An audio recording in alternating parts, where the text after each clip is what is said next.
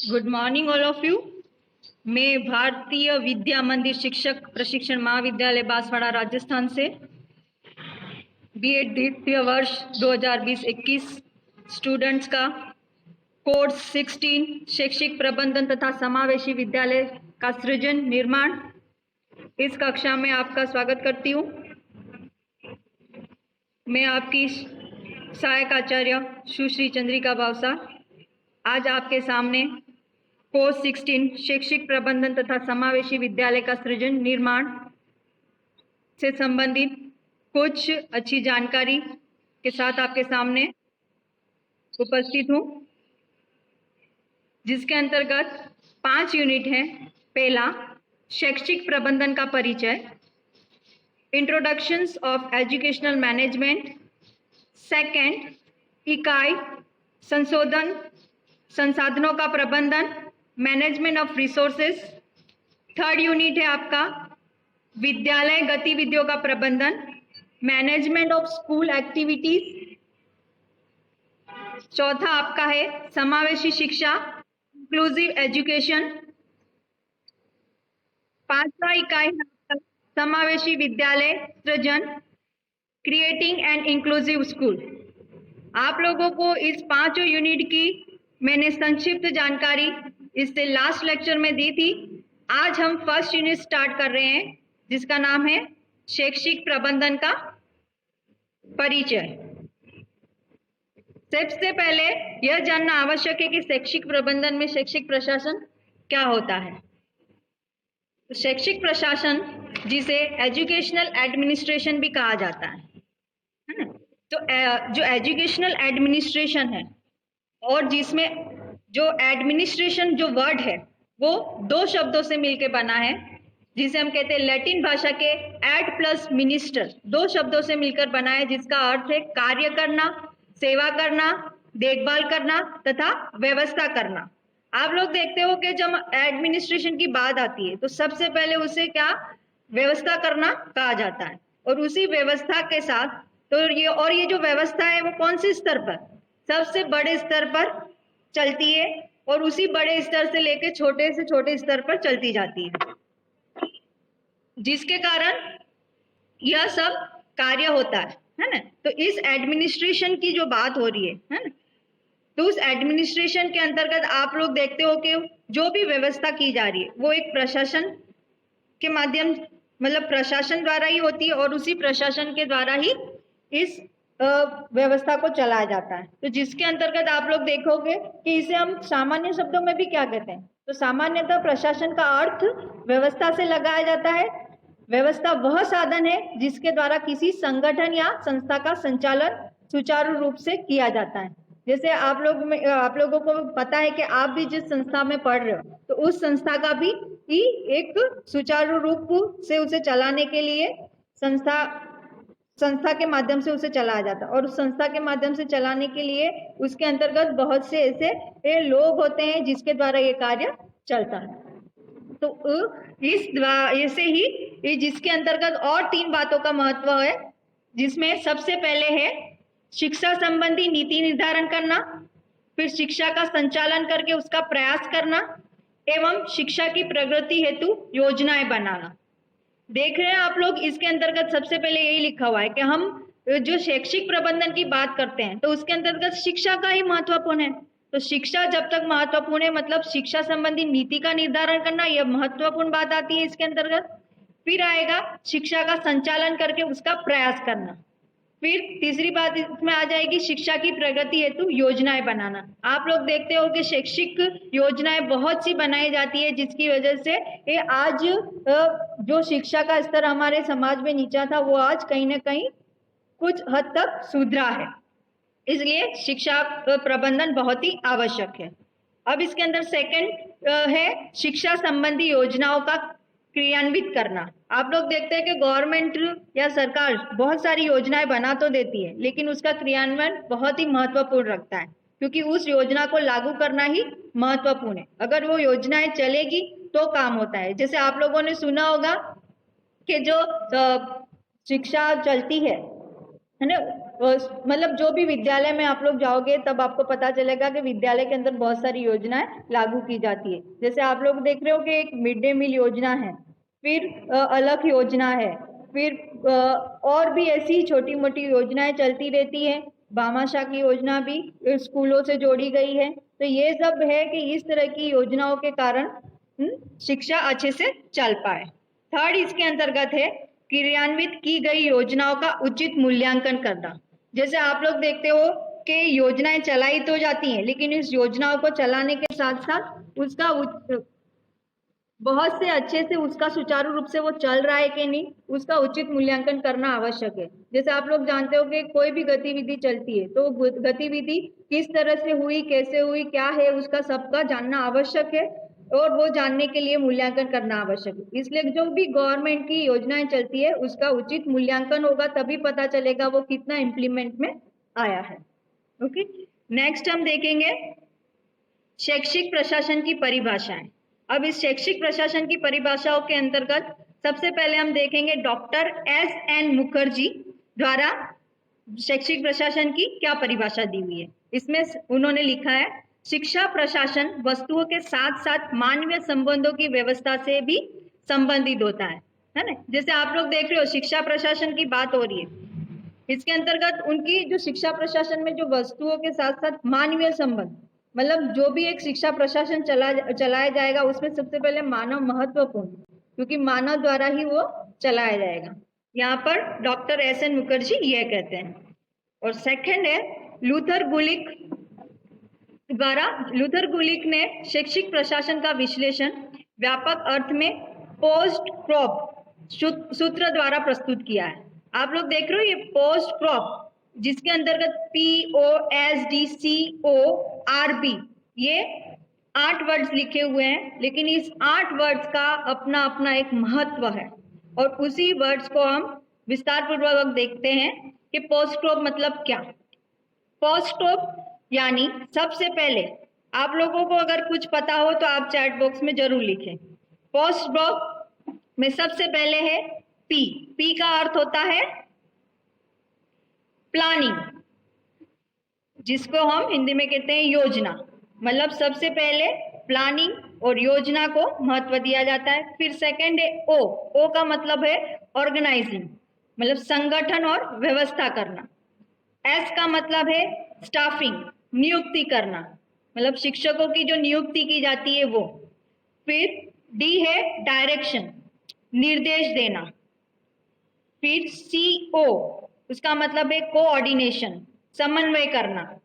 R का मतलब है रिपोर्टिंग, प्रतिवेदन तैयार करना। और B का मीनिंग है बजटिंग, बजट बनाना, है ना। तो सबसे पहले आप लोग देख रहे हो जो पोस्ट प्रॉप के 8 शब्द लिखे हुए हैं, उस 8 शब्दों के अंतर्गत क्या आ जाएगा। सबसे पहले योजना बनाना। तो योजना बनाने में सबसे महत्वपूर्ण क्या है, इसके अंतर्गत आता है कि जो शिक्षा प्रशासन द्वारा जो लक्ष्य रखे गए हैं, है ना, प्रथम लक्ष्य कौन से हैं, द्वितीय लक्ष्य कौन से हैं, उन सभी लक्ष्यों को सुचारू रूप से चलाने के लिए एक योजना बनाई जाती है।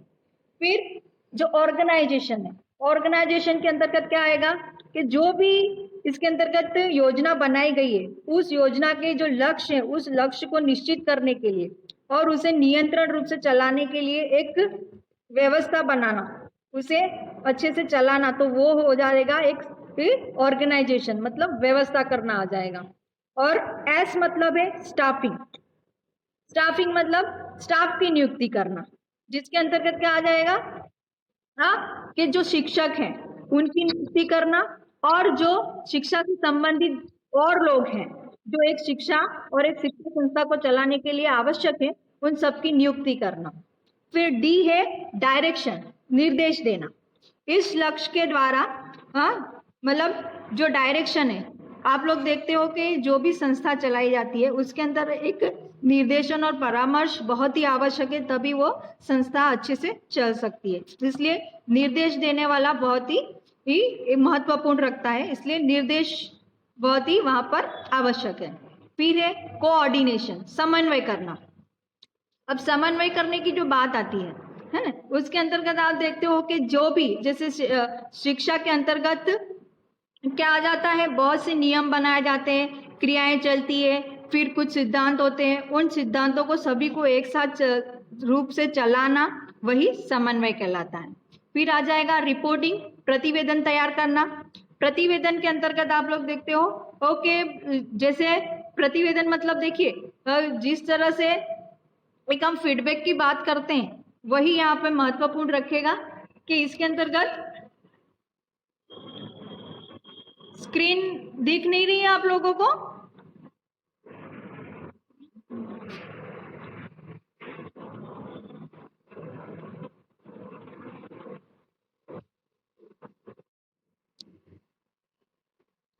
जैसे हम यहाँ पे प्रतिवेदन की बात कर रहे थे, है ना। प्रतिवेदन आप लोग जो फीडबैक दिया जाता है हर कार्य के लिए, क्या होता है, एक फीडबैक, है ना। तो फीडबैक कब दिया जाएगा? जब कुछ निरीक्षण किया जाएगा कोई, है ना, और वो निरीक्षण करने के बाद कुछ इस तरह का पता चलेगा कि हाँ, ये कुछ कमी रह गई है, कुछ सुधार करने की आवश्यकता है।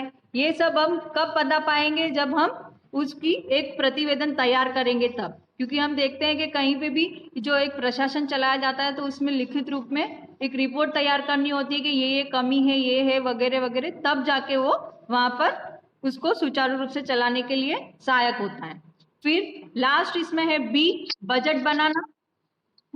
बजट बनाना मतलब आप लोग देखते हो कि एक जो सरकार है, वो सरकार राज्य को एक शिक्षा बजट प्रदान करती है, और उसी राज्य के माध्यम से वो जो राज्य सरकार है वो भी अपने ये जिलों में, अपने ग्राम पंचायतों एक बजट पहुंचाती है, और उस बजट के माध्यम से ही शिक्षा संस्थाएं चलती हैं। तो आप लोगों को ये सब देखना है कि ये जो पोस्ट ग्रेजुएट है वो एक लूथर गुलिक ने दिए हैं, और लूथर गुलिक के अनुसार कि सबसे पहले ये योजना, व्यवस्था बनाना, नियुक्त करना, निर्देश देना, समन्वय करना, प्रतिवेदन तैयार करना और बजट बनाना, ये बहुत ही महत्वपूर्ण है एक प्रशासन को अच्छे से चलाने के लिए। अब हम देखेंगे शैक्षिक प्रशासन की आधुनिक अवधारणा, modern concept of educational administration. आप इसके अंदर देखते हो कि दो परिभाषाएं जो है महत्वपूर्ण रखती हैं। एक है एनसाइक्लोपीडिया ऑफ एजुकेशन रिसर्च द्वारा दी गई। इसके अंतर्गत उन्होंने कहा है, शिक्षा प्रशासन वह प्रक्रिया है जिसमें कार्यरत लोगों के प्रयासों को इस प्रकार समन्वित किया जाता है जिससे मानवीय गुणों का प्रभावशाली ढंग विकास हो। यह प्रक्रिया केवल बालकों एवं नवयुवकों के विकास तक ही सीमित नहीं, वरन इसके अंतर्गत प्रौढ़ कार्यकर्ताओं के विकास को भी महत्व दिया जाता है। जैसे इसमें शब्द में लिखे हुए हैं, देखिए, कार्यरत लोगों के प्रयासों को इसमें समन्वित किया जाता है, मानवीय गुणों को जो प्रभावशाली ढंग से विकास हो सके उसको महत्व दिया जाता है, और केवल यह प्रक्रिया केवल बालकों तक नहीं, नवयुवक के विकास के लिए भी आ जाती है। जिसमें नवयुवक कहते हैं तो वो आप लोग भी आ जाते हैं इसके अंतर्गत, नवयुवक को भी सम्मिलित है, और क्या आ जाता है, प्रौढ़ कार्यकर्ता के विकास को भी यहाँ महत्व दिया गया है। मतलब इसके अंतर्गत एक बच्चे से लेके नवयुवक और प्रौढ़ तीनों को महत्व दिया जाता है, तब एक अच्छे से अच्छे प्रशासन व्यवस्था चल सकती है। फिर सेकंड है अमेरिकन विद्यालय प्रशासन संगठन द्वारा। इन्होंने लिखा है, यह एक ऐसी समग्र प्रक्रिया है जिसके अंतर्गत उपलब्ध मानवीय एवं भौतिक साधनों का उपयोग संगठन के उद्देश्यों को प्रभावशाली ढंग से पूर्ण करने के लिए किया जाता है। देखिए, इसके अंतर्गत एक मानवीय आ गया और भौतिक संसाधन आ गए। जैसे हम बोलते हैं कि कोई भी संस्था है तो क्या संस्था एक मानव संचालित करेगा तो हो जाएगा क्या? नहीं, उसके लिए उसको एक जगह भी चाहिए, एक संस्था भी बननी चाहिए, और उस संस्था के लिए एक अच्छे से अच्छे भौतिक साधन उपलब्ध होने चाहिए, और उन भौतिक साधनों के उपलब्ध होने के साथ ही वो संस्था अच्छे से चल सकती है। तभी हम कहते हैं कि जो वो प्रशासन है वो एक मतलब भौतिक रूप में भी दिखेगा और मानवीय का उसमें कार्य दिखेगा। इसलिए दोनों ही महत्वपूर्ण ढंग से चले तो उसे ये समग्र प्रक्रिया में कहा जाता है। अब इसके बाद हम देखेंगे शैक्षिक प्रशासन का महत्व, इंपॉर्टेंस ऑफ एजुकेशनल एडमिनिस्ट्रेशन। और इसके अंतर्गत सबसे महत्वपूर्ण बात यह है कि सबसे पहले विद्यालय कार्यशैली में सुधार होना आवश्यक है। जैसे आप लोग देखते हो कि हम सभी विद्यालय अपनी अपनी अलग अलग एक व्यवस्था रखते हैं, और सभी व्यवस्थाओं में कुछ न कुछ कभी कमी भी हो सकती है, कभी अच्छाई भी हो सकती है। जैसे आप लोग देखते हो कि प्राइवेट सेक्टर और गवर्नमेंट सेक्टर दोनों में बहुत से डिफरेंट आते हैं, और दोनों की कार्यशैली में क्या है, बहुत ही अंतर है, और उसी अंतर को सुधारने के लिए कार्यशैली में सुधार की आवश्यकता है। मतलब कोई अच्छा कुछ कर रहा है तो वैसा हम भी करें, हमारी विद्यालय भी करे, ये हमें सोचना चाहिए। फिर सेकंड है शिक्षा के आय एवं व्यय संबंधी कार्यों में, इसके अंदर सबसे पहले आय व्यय संबंधी कार्य ही महत्वपूर्ण होते हैं। जैसे अगर कोई बजट मिलता है तो उसी बजट के माध्यम से वहां पर खर्च भी किया जाता है, क्योंकि आप लोग देखते हो कि हर साल कुछ न कुछ नया नया डेवलपमेंट किया जाता है। अगर उस विद्यालय में कोई कमी है ना, तो वो विद्यालय में कमी है और उसका डेवलपमेंट करने के लिए जो बजट प्राप्त किया होता है उसी हिसाब से वहां पे खर्च भी किया जाता है। फिर थर्ड पॉइंट है उत्तम नेतृत्व। आप लोग देखते हो कि अगर नेतृत्व अच्छा है ना, आप लोग जैसे हम एक प्राचार्य की बात करते हैं, प्रिंसिपल, प्रधानाध्यापक, ये सब की बात करते हैं, वो अपनी अपनी संस्था में एक अच्छा नेतृत्व करते हैं, उसके माध्यम से वो संस्था अच्छे से अच्छी चल सकती है। इसलिए जो शैक्षिक प्रशासन में सबसे महत्वपूर्ण बात आती है, जो उसका महत्व है कि उत्तम नेतृत्व होना चाहिए। देन फोर्थ पॉइंट है शिक्षा प्रक्रिया में अधिकतम उपलब्धियां प्राप्त करना। अब शिक्षा प्रक्रिया में उपलब्धियां प्राप्त करना, जैसे आप लोग देखते हो कि कहीं ना कहीं इस तरह की उपलब्धियां होनी चाहिए जिसकी वजह से उस विद्यालय का नाम ऊंचा हो सके। जैसे बहुत सी ऐसी प्रक्रिया है, गवर्नमेंट बोलती है कि इसमें पार्टिसिपेट करो, उसमें पार्टिसिपेट करो, यहाँ पर करो, अपने बच्चों को अलग अलग गतिविधियों में ये डालो। तो ये सब कब हो सकता है, जब वो बच्चे अलग से अलग चीजों में पार्टिसिपेट करें और वहां से जीत कर आए, तो उस विद्यालय और एक शैक्षिक प्रशासन में अच्छे से अच्छे वो उपलब्धियां प्राप्त हो पाएंगी। जैसे आप लोग देखते हो कि हम भी आप लोगों को मोटिवेट करते हैं कि आप अलग से अलग गतिविधियों में पार्टिसिपेट करें, और खुद की उपलब्धि तो प्राप्त करोगे ही करोगे, लेकिन आप अगर जिस संस्था से जुड़े हुए हैं तो उस संस्था की भी अपने आप उपलब्धि होगी। देन नेक्स्ट है शिक्षकों को उनके कार्य से संबंधित मार्गदर्शन प्रदान करना, है ना। शिक्षकों को अब जैसे देख रहे हैं आप लोग कि कोई भी कार्य करने के लिए, है ना, मार्गदर्शन बहुत ही आवश्यक है। जैसे आज ही ये अपना कोविड-19 का जो एक दौर चल रहा है, उसके अंतर्गत आईटी को बहुत ही महत्व दिया जा रहा है, और आईटी को जब महत्व दिया जा रहा है तो मतलब हर शिक्षक को आईटी की बारे में नॉलेज होना चाहिए। मतलब उसको मोबाइल किस तरह से चलाना है, लैपटॉप किस तरह से चलाना है, और भी किस तरह के बहुत से जानकारी, पीपीटी किस तरह से बनाना है, ये क्या करना है, उस तरह से संबंधित मार्गदर्शन भी बहुत आवश्यक है। तो गवर्नमेंट्स भी आप लोग देखते हो कि गवर्नमेंट ने भी एक स्वयं करके भी चैनल चलाया हुआ है, जिसके अंदर वो ऑनलाइन एजुकेशन दे रहे हैं, स्टूडेंट्स भी पढ़ रहे हैं, टीचर्स भी देख रहे हैं। फिर और ऐसी बहुत सी योजनाएं भी कर दी, नेट वगैरह थोड़ा बहुत फ्री किया है डेटा के लिए, कि आप लोगों को बहुत से ऐसे ऐप को फ्री किया है। तो ये सब जानकारी भी समय दर समय पता होनी चाहिए। देन नेक्स्ट है वैज्ञानिक प्रयोगों और उपकरणों को बल देना। जैसे अब मैं वही बात कर रही हूँ कि आज जो दौर है, आप अपने घर पे बैठे हो, मैं यहाँ पर हूँ, है ना, तो हम लोग कौन से माध्यम से अपने आप को जोड़ पा रहे हैं, एक वैज्ञानिक उपकरण के माध्यम से ही, है ना। तो उस वैज्ञानिक उपकरणों के माध्यम से हम जब जुड़ रहे हैं, तो ये सब अगर प्रचलन में नहीं आया होता तो आज हम ये कार्य नहीं कर पाते। वैसे ही वैज्ञानिक प्रयोगों से मतलब है कुछ इस तरह के नए नए प्रयोग किए जाएं जिसकी वजह से नई नई चीजों का समाज में उत्पादन हो। आप लोगों ने ये सब जानकारी ली, जिसमें सबसे पहले आप लोगों ने क्या जाना, आज शैक्षिक प्रशासन, शैक्षिक प्रशासन की परिभाषाएं आप लोगों ने देखी। उसमें सबसे पहले लूथर ग्रुलिक की जो पोस्ट क्रॉप के बारे में बताया गया उसकी जानकारी ली।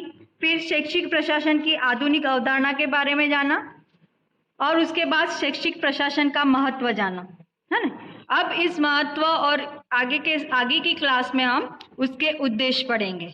अब जो नेक्स्ट कुछ एक दो क्वेश्चन मैं पूछ रही हूँ, आप लोग चैट बॉक्स में उसके आंसर जरूर लिखें।